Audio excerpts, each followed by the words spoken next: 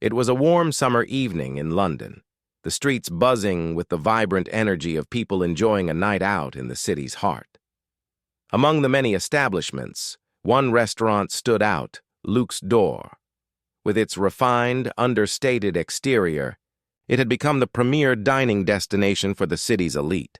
Politicians, CEOs, and celebrities frequented its elegant dining rooms nightly.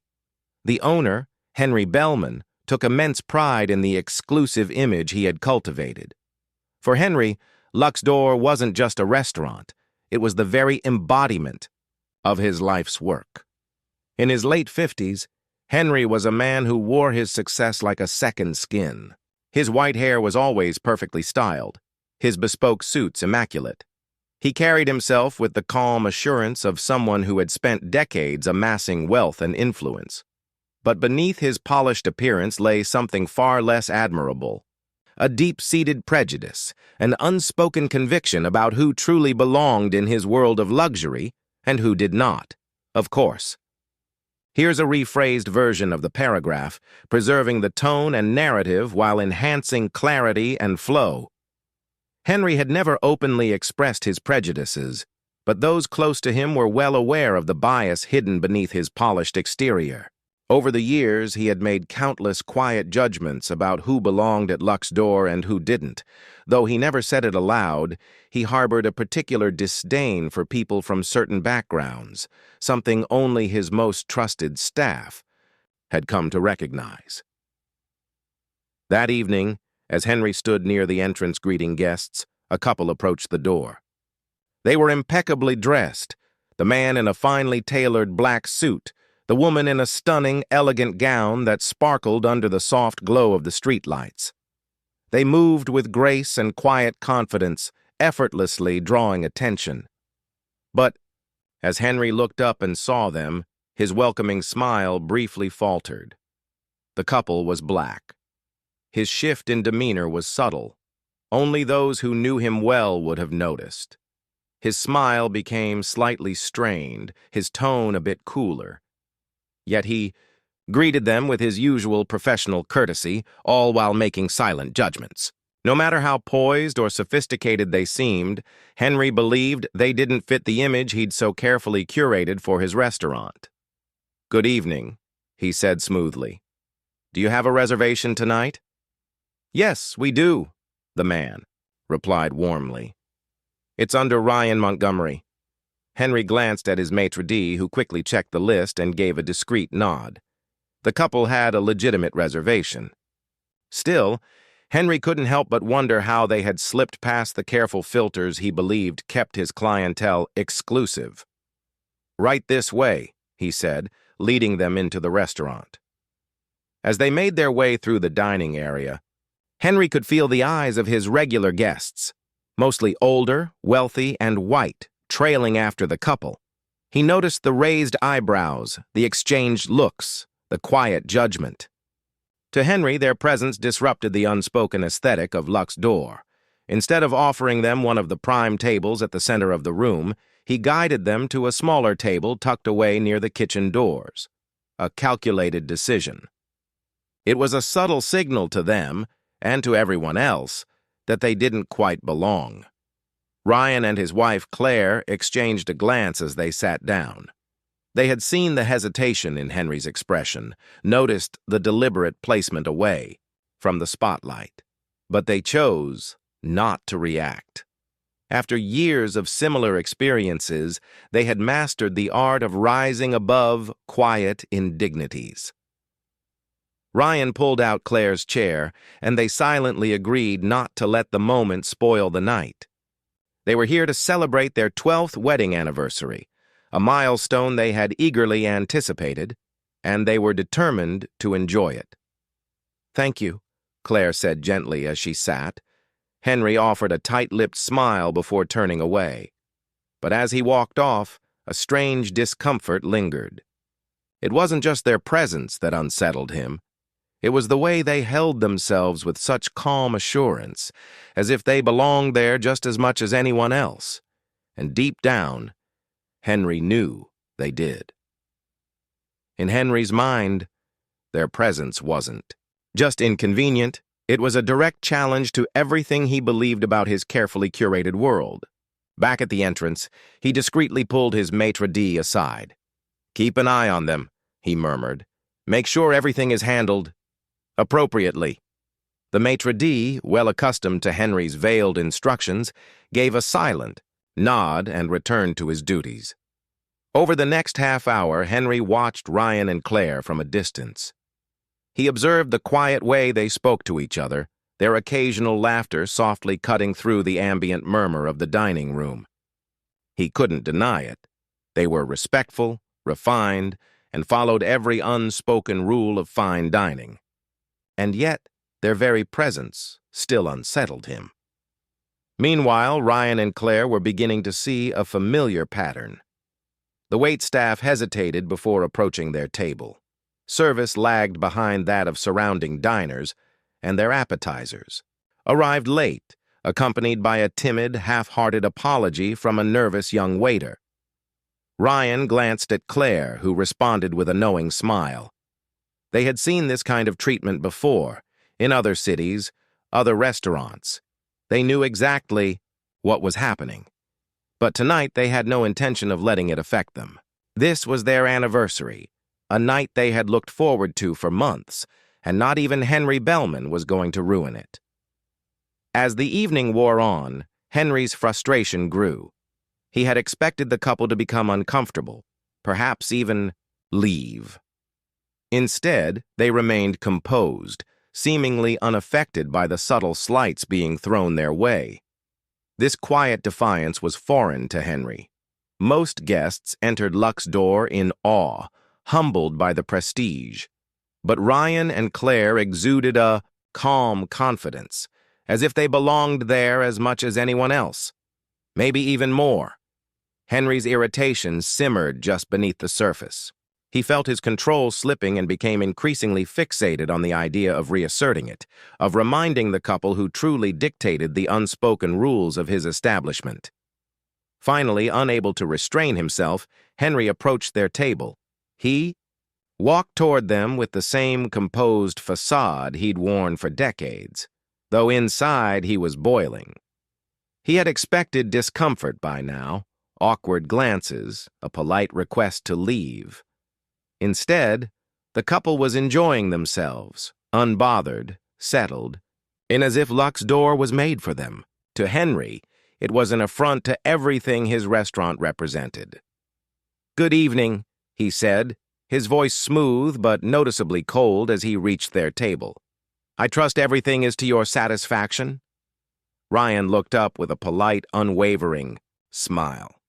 "Yes, everything's been lovely. Thank you." Claire nodded in agreement, her tone calm and gracious. "We're having a wonderful evening." Henry felt a flicker of frustration at their composed responses. There was no discomfort, no irritation, just quiet dignity. They weren't going to give him the reaction he was hoping for, and that only made him more uneasy. "I'm glad to hear that," Henry said, forcing a smile. "At Luck's door, we pride ourselves on maintaining a certain standard. I just wanted to be sure everything was meeting your expectations." Ryan and Claire exchanged a quick glance, instantly picking up on the underlying message. It wasn't the words themselves. It was the tone. The subtle implication that people like them didn't usually dine in places like this.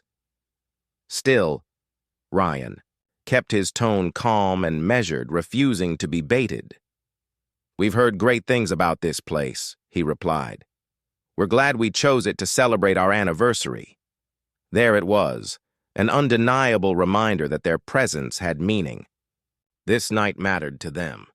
Henry paused, caught off guard. He hadn't realized it was a special occasion. For a fleeting moment, uncertainty flickered across his face. Maybe he should walk away and let them enjoy their evening. But his pride wouldn't let him. "That's wonderful," he said, his smile tightening. "Though I must admit I was a little surprised to see your reservation come through. We don't often get—" He paused, carefully choosing his next words. "Guests who are new to our establishment, I hope it's lived up to your expectations so far." Ryan's face remained composed, though Claire could sense the tension behind his eyes. She reached out and gently rested her hand on his arm, a quiet signal to stay calm. She understood what Henry was really saying, but she wasn't going to give him the satisfaction of a reaction. "Everything's been great," Ryan replied evenly. "We appreciate the hospitality." Henry nodded, but their calm, dignified responses only seemed to irritate him more. They were supposed to feel out of place, unsettled by the exclusivity, by the lingering stares from other diners. Instead, they carried themselves with a quiet grace he hadn't expected. "Well," Henry said, straightening slightly, "I'll leave you to your meal. If there's anything you need, don't hesitate to ask." "Thank you," Claire replied with a polite but firm smile. "We're looking forward to enjoying the rest of our evening." Henry returned to his post at the entrance, his thoughts spinning. He couldn't shake the sense that he was losing control of the situation. They weren't responding the way he'd anticipated, and that unsettled him in ways he couldn't quite articulate. Back at the table, Ryan exhaled slowly, the tension still coiled in his chest. He could feel the frustration simmering just beneath the surface, but he wasn't going to let it ruin their night. This evening was about love, about celebrating everything he and Claire had built together, not about Henry Bellman's quiet hostility.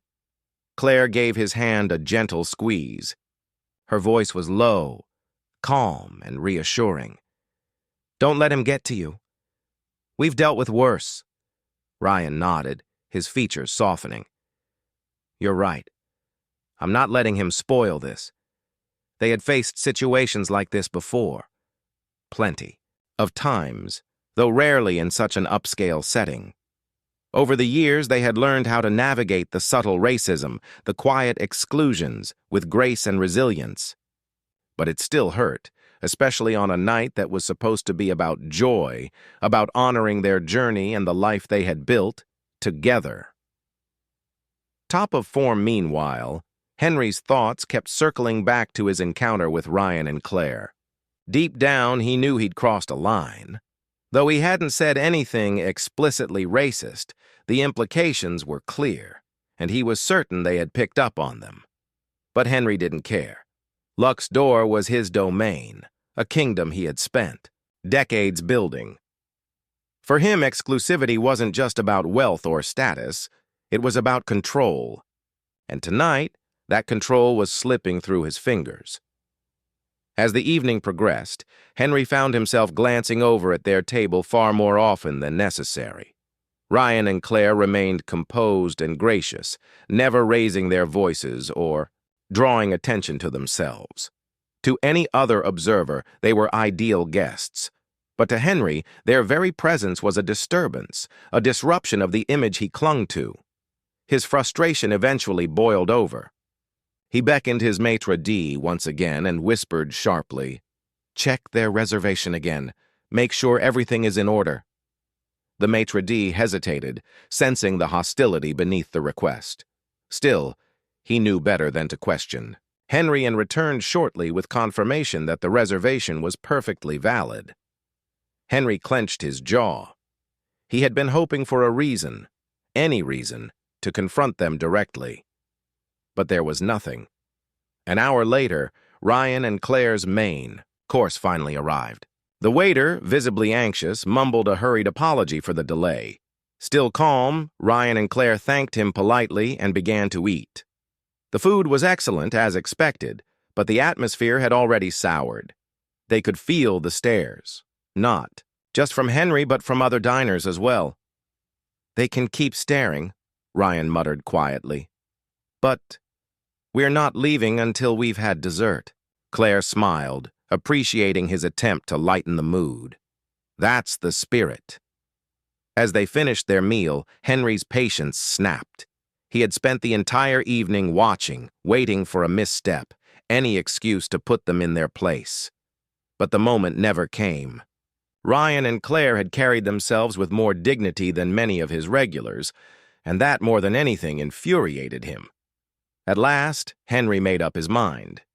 He wasn't going to let them leave without issuing a final reminder of the unspoken rules he believed governed his restaurant. Straightening his jacket and adjusting his cuffs, he strode purposefully across the dining room. Ryan and Claire looked up as he approached, their expressions polite but guarded. "Mr. Montgomery, Mrs. Montgomery," Henry began, his voice smooth but laced with condescension. "I trust everything this evening has been satisfactory." Ryan nodded calmly. "Yes, thank you." "Good," Henry replied, his tone measured. "I just wanted to be sure. You see, we take great pride in maintaining a certain atmosphere here at Luck's Door. I couldn't help but notice there was a bit of confusion surrounding your reservation earlier." Claire raised an eyebrow, immediately sensing where this was headed. "Confusion?" Henry nodded, the smile never leaving his face. "Yes, well, we don't often receive reservations from guests unfamiliar with our establishment. It's rare, but we do strive to accommodate everyone to the best of our ability," Henry added, his tone carefully measured. Ryan exchanged a glance with Claire. They both understood exactly what Henry was implying, but they weren't about to give him the satisfaction of a reaction. "We made our reservation the same way anyone else would," Ryan replied evenly. "I imagine it was no different than any other booking you receive." Henry's smile tightened. He had been hoping to chip away at their composure, to see some flicker of discomfort. But they remained calm, poised, and unshaken. "Well, I'm glad to hear that," Henry said, his voice taking on a chillier edge. "I must admit, I was a bit surprised you chose Luck's Door for such a special occasion. It's not typically the kind of venue that attracts your type of clientele." There it was, the thinly veiled insult, delivered with practiced subtlety but heavy with meaning. The air around the table seemed to still. The words landed like a quiet blow, but Ryan and Claire were ready. They had faced this kind of discrimination before, though rarely so bluntly. For a moment, silence hung between them. Ryan leaned back slightly in his chair, his expression thoughtful but composed. Claire stayed equally composed, though beneath the table, her fingers tightened around her napkin. They refused to give Henry the reaction he was looking for. They wouldn't show him how deeply his words had cut. Ryan broke the silence, his tone calm and even. "Our type of clientele?" Henry hesitated, just for a split second. A flash of doubt crossed his face, but he quickly buried it. He was too far in now, too committed to walking it back. He couldn't let this couple leave without reinforcing the message he believed in, that this wasn't their space. "Yes," Henry said smoothly, his voice now unmistakably condescending. "You see, we cater to a very specific demographic. Our guests expect a certain ambiance, a level of exclusivity. I'm not sure you fully understand the nature of our establishment." Ryan's face remained unreadable, but Claire noticed the subtle tightening of his jaw. She knew he was restraining himself. This wasn't the moment for a confrontation. Not yet. Leaning forward slightly, Ryan spoke, his voice composed but resolute. "Mr. Bellman, I'm sure your guests appreciate whatever atmosphere you've cultivated. We came here to celebrate our anniversary, and that's exactly what we're doing. We belong here, just as much as anyone else." Henry's eyes narrowed slightly, but his smile remained fixed. "Of course," he said, though the words rang hollow. "I just wanted to ensure everything was to your satisfaction." Ryan held his gaze for a moment longer, calm but firm. Then, with a small nod, he replied, "Thank you for your concern, Mr. Bellman. We appreciate it." For the first time that night, Henry felt a flicker of uncertainty. This wasn't how he'd expected the evening to unfold. They hadn't faltered. They hadn't lost their composure. And it unsettled him in a way he hadn't anticipated. Henry wondered briefly if he had gone too far, if perhaps he had misjudged the situation. But his pride wouldn't allow him to back down. He had spent years building this restaurant, meticulously curating every detail to attract the city's elite. He wouldn't, let anything or anyone threaten that image. So, instead of retreating, Henry made one final fateful decision. "I'm afraid I must insist," he said, his voice colder now. "I don't believe this is the right place for you. I think it would be best if you left." The words left his mouth before he could stop them. He had crossed a line, and he knew it. But it was too late to turn back. His stance was clear, and he was determined to stand by it. Ryan and Claire sat in silence, letting the weight of his words settle between them. This time, the insult wasn't subtle. It was direct and unmistakable. And yet there was no outburst, no scene. Ryan rose slowly from his seat, composed. Claire stood with him, her expression calm but resolute. Though they had been disrespected, humiliated even, they refused to let Henry dictate how they would respond. They would not grant him the satisfaction of seeing them lose their dignity. Without a word, Ryan helped Claire collect her belongings. Together, they prepared to leave. But just as they turned to go, Henry felt something unexpected stir within him. A flicker of something, regret, doubt, tugged at the edge of his consciousness. He buried it quickly, reminding himself why he had done this. He had protected the sanctity of his restaurant's image, or so he told himself. Then Ryan paused. He turned back to face Henry, his eyes steady and calm, radiating a quiet strength that made Henry suddenly feel unsteady. "Thank you for your time, Mr. Bellman," Ryan said evenly. "We won't trouble you any further. But remember this. People always show you who they really are. One way or another." Claire gave a small nod, her voice clear and composed. "Have a good evening." With that, they turned and walked out of Luck's door, leaving Henry standing alone, his hands clenched, tightly at his sides. Around the room, diners who had been silently watching the scene quickly looked away, pretending they hadn't noticed. But the tension lingered, thick and unspoken, hanging in the air like a fog. Henry returned to his position at the entrance, his expression carefully composed. But inside, something gnawed at him. A quiet voice whispered that he had made a mistake, that this night might follow him, echo back in ways he couldn't yet see. Still, he pushed the thought aside, just as he had silenced every doubt before. He had won, hadn't he?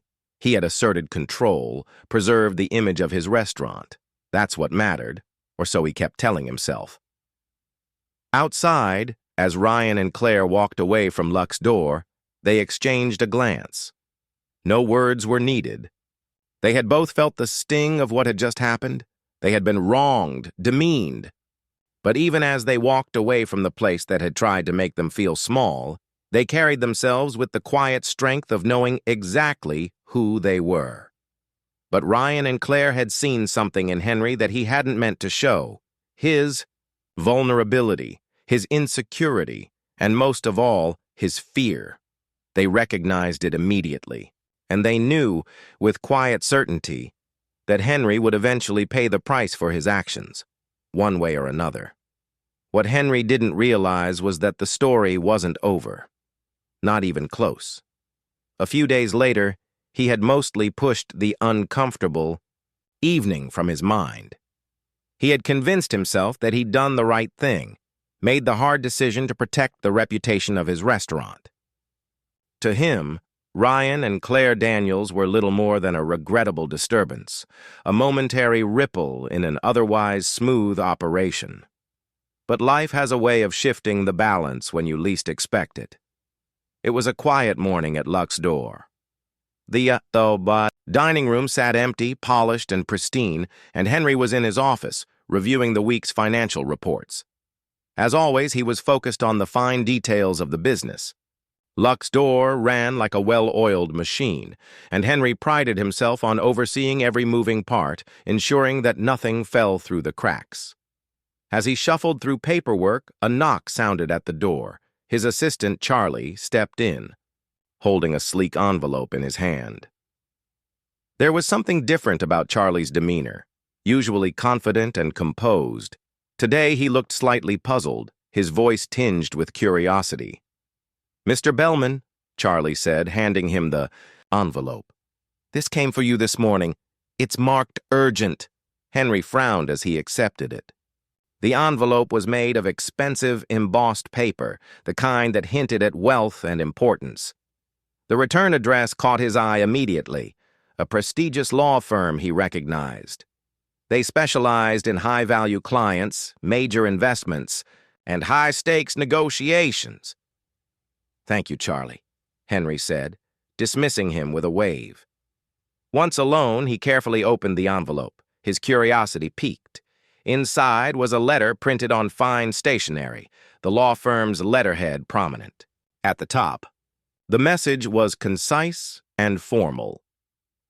"Dear Mr. Bellman, we are writing on behalf of a client who has expressed strong interest in acquiring your restaurant chain. Our client, a prominent investor with an extensive portfolio in the hospitality sector, is prepared to present an offer we believe you will find most favorable. Given the sensitivity of the transaction, our client has requested a private meeting to discuss the proposed terms and conditions. Please contact our office at your earliest convenience to schedule this meeting. We look forward to your prompt response. Sincerely, Andrew Marshall Esky, Marshall, Harlan & Associates." Henry read the letter twice, a slow, satisfied smile spreading across his face. The idea of selling his restaurant empire for a handsome profit was enticing. While he hadn't made any concrete plans to retire, the thought of exiting at the peak of Lux Door's success had crossed his mind more than once. The law firm's reputation alone suggested this was a serious, potentially life-changing offer. But one detail stood out and nagged at his curiosity. The investor's identity was not disclosed. Henry assumed it was simply a strategy to keep negotiations discreet and confidential. What he didn't yet realize was that the anonymity wasn't just for secrecy. It was for impact. Yet a part of Henry was eager to discover who was behind the offer. Recognizing this as an opportunity too important to ignore, he promptly contacted the law firm and scheduled a meeting for the following day. A surge of anticipation coursed through him as he hung up the phone. If the offer was truly as generous as the letter suggested, this could be the deal of a lifetime. The next day, Henry arrived at the law firm's sleek office, nestled in the heart of London's financial district. The lobby, with its glass walls and polished marble floors, radiated the quiet wealth and power Henry admired. A sharply dressed receptionist welcomed him and led him to a spacious conference room on the top floor. Floor-to-ceiling windows framed a sweeping view of the London skyline, while a large table surrounded by plush leather chairs dominated the room. Taking his seat, Henry felt a surge of satisfaction. This was the kind of place where major deals were struck, where people like him wielded influence. He didn't have to wait long. After a few minutes, the door opened and two impeccably dressed figures entered, a man and a woman. Henry's heart skipped when he recognized them, Ryan and Claire Montgomery. For a moment, his mind struggled to comprehend what he was seeing. He had expected a wealthy investor, someone from his world, someone who fit the image of a high-powered dealmaker. The last people he anticipated were the very couple he had dismissed from his restaurant days before. Yet here they were, calm, composed, radiating a quiet confidence that made Henry's stomach twist. "Mr. Bellman," Ryan said smoothly, extending his hand, "thank you for coming. We appreciate you taking the time to meet with us." Henry blinked, momentarily losing his usual composure. "Mr. Montgomery, Mrs. Montgomery, I wasn't expecting—" He stumbled, unable to find the words. Claire stepped forward, her expression polite yet firm. "Please, have a seat, Mr. Bellman," she said, motioning to the chair opposite them. "We have much to discuss." Still reeling from the shock, Henry moved almost mechanically to sit. Ryan and Claire took their places across the table, their cool, controlled demeanor suggesting they had been steering this meeting from the start. Shortly after, a team of lawyers and financial advisors entered, briefcases and thick folders in hand, positioning themselves on either side of Ryan and Claire, an unmistakable display of authority. Henry sat silently, his mind racing as he tried to grasp the situation. Finally, Ryan leaned forward and broke the silence. "Mr. Bellman, I'm sure you're wondering why we've called this meeting today. Allow me to explain." Henry said nothing.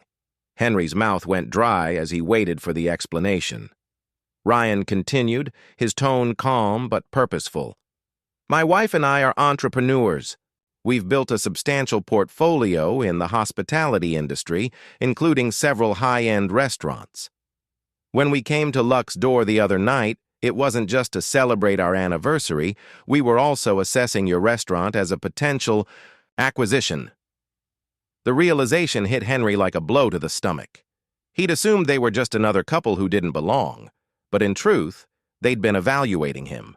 The shock left him momentarily speechless, his mind scrambling to catch up. "We've thoroughly reviewed our options," Claire added evenly, "and we've decided that Luck's Door and your other venues would be a valuable addition to our portfolio. That's why we're here today, to present you with an offer." Henry blinked, struggling to find his voice. "An offer?" Ryan nodded, his expression unreadable. "Yes, we're prepared to buy your entire restaurant chain at a price well above market value." Henry stared at them, still trying to wrap his head around the situation. This couldn't be real. Why would they want to buy his restaurants after how he had treated them? And more puzzling, why were they offering more than the market value? There had to be a catch. Noticing Henry's confusion, Ryan clarified, "We're offering a generous price because we believe in the potential of your establishments. However, there are conditions that must be met for the deal to go through." "Conditions?" Henry repeated, his voice tight.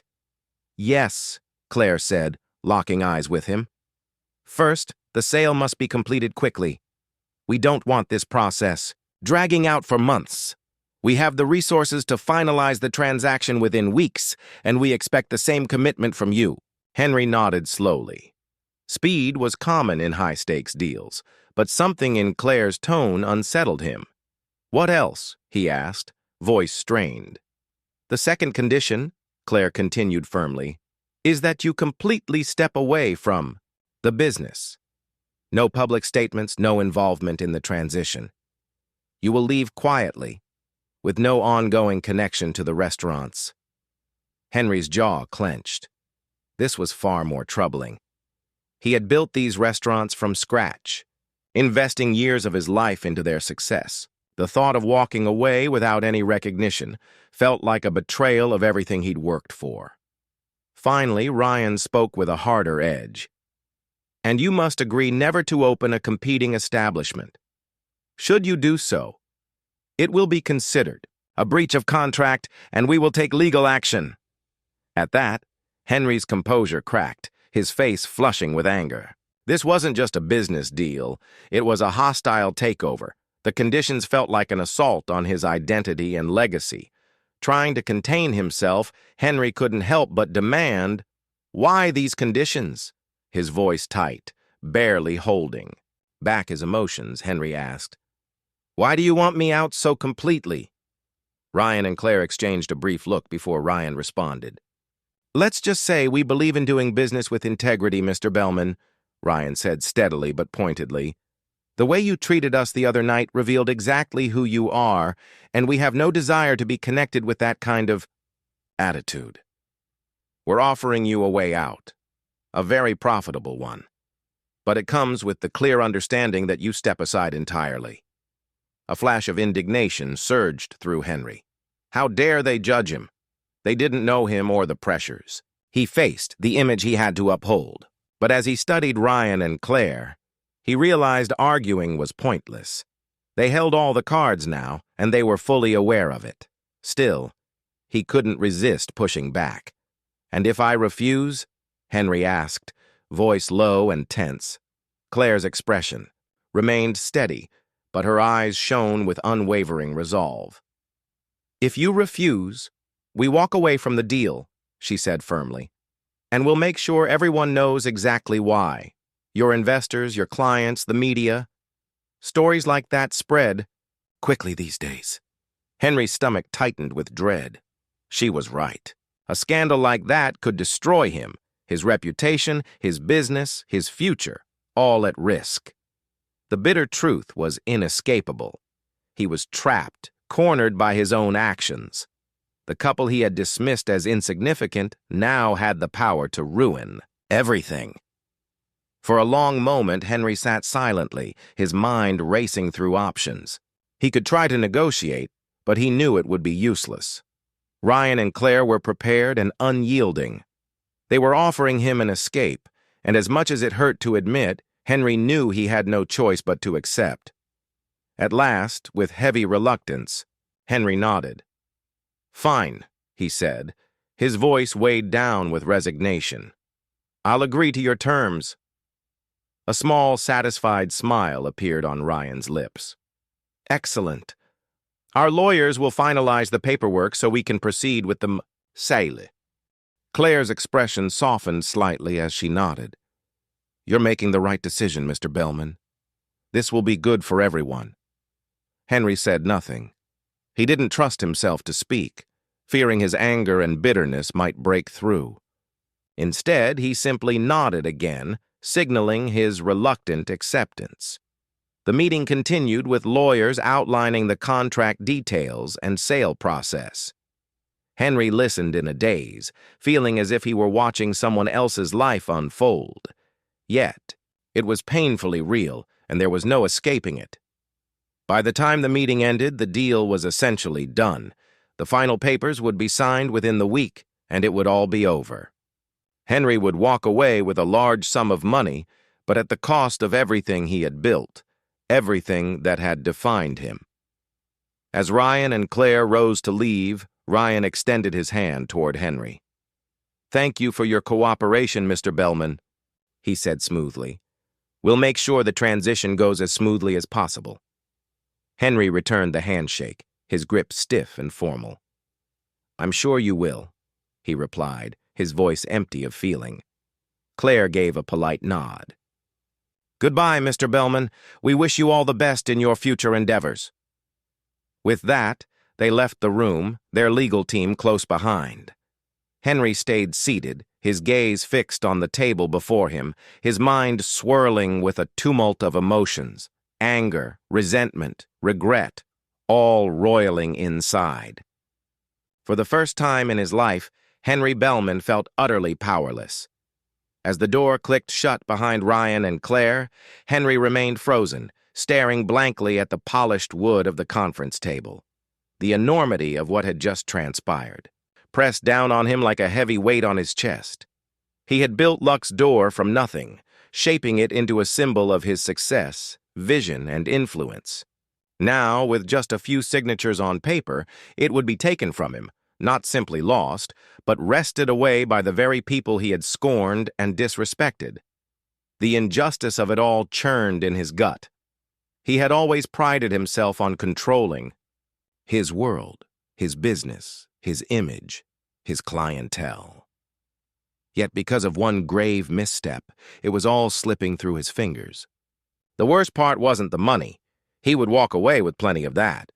But the humiliation, the realization that Ryan and Claire had outmaneuvered him, transforming what he had seen as a minor nuisance into his undoing. In the days that followed, Henry went through the motions. The restaurant still needed managing, papers had to be signed, and the transition had to be overseen, but everything felt hollow. He sat in his office, staring at the framed articles and awards adorning the walls, reminders of a legacy that no longer belonged to him. Every phone call with investors, every meeting with staff, felt like another hammer striking the coffin of the life he'd built. But what gnawed at Henry most was the recognition that this downfall wasn't due to a single mistake. It wasn't. Just the night he had thrown Ryan and Claire out of the restaurant. No, this had been building for years. His arrogance, his conviction that certain people didn't belong in his world had finally caught up with him. He'd made a habit of shutting out anyone who didn't fit his narrow vision of who deserved to be there. Now, those very people had found a way to fight back. The bitter irony of it all left him physically ill. As the final day of ownership drew near, Henry was called to the restaurant for the official signing. His legal team had reviewed the documents thoroughly. All that remained was to put pen to paper, finalize the sale, and walk away from Luck's door forever. When Henry arrived, at the restaurant it was bustling as usual, the soft clinking of glasses and the low murmur of conversation filling the air. For a moment, a sharp pang of nostalgia, or perhaps regret, hit him. He had created this atmosphere, crafted this experience. It had all been his vision, and now it was about to belong to someone else. Ryan and Claire were already seated in a private room at the back, their legal team present as well, the atmosphere thick with professionalism. They exchanged polite, brief greetings, but there was no warmth. This was strictly business now. Henry took his seat, the contract lying before him. He stared at the paper as if time had slowed to a crawl. Signing it would make everything final. He would walk away with the money but lose so much more.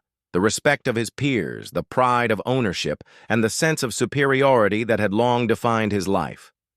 His hand trembled as it hovered over the paper, the gravity of the decision weighing heavily on him. At last, with a shaky breath, he signed his name. It was done. Ryan extended his hand once more, the same polite smile he'd worn the night they first met. "Thank you, Mr. Bellman. We'll take good care of the restaurant." Henry shook his hand, the gesture feeling more like a formality than anything else. "I'm sure you will," he said, forcing a smile that didn't reach his eyes. Claire nodded. "We look forward to continuing the legacy you built," she said, her voice steady and sincere. But Henry knew the truth. This was no longer his legacy. It was theirs now. They would take Luck's door and transform it into something he never could, a place where people from all backgrounds were welcome, where exclusivity was not based on race or class, but on the quality of the experience. As Henry walked out of the room and through the restaurant for the last time, he couldn't shake the feeling that he had lost more than just a business. He had lost a part of himself, something that could never be reclaimed. In the weeks that followed, the sale of Luck's door became the talk of the town. Local papers covered the transition, but the real story spread quietly through whispers at dinner parties and social gatherings. It wasn't long before the truth about that fateful night came out, the way Henry had treated Ryan and Claire, trying to push them out simply because of their skin color. As the story circulated, so did the backlash. Henry's once impeccable reputation began to crumble. Former clients who had praised his refined taste and business savvy started to distance themselves. Invitations to exclusive events dried up, and old friends suddenly seemed too busy to meet. The elite circles where Henry had once moved with ease felt cold and distant. Other business ventures he had invested in also began to suffer. Investors pulled out, wary of being associated with a man whose name was now tarnished. The restaurants he still owned struggled, as fewer people wanted to be seen at places linked to someone publicly shamed for bigotry. At first, Henry tried to downplay the incident. He told anyone who would listen that the story had been exaggerated. Henry insisted it had all been a misunderstanding, but no one believed him. The damage was done, and there was no way to undo it. For Ryan and Claire, however, the transition was smooth and effortless. They took over Luck's door and quickly set to work, updating the menu, refreshing the decor, and assembling a more diverse staff. Yet the most profound change was in the restaurant's atmosphere. The exclusivity Henry had once treasured was replaced by a welcoming sense of inclusivity and warmth.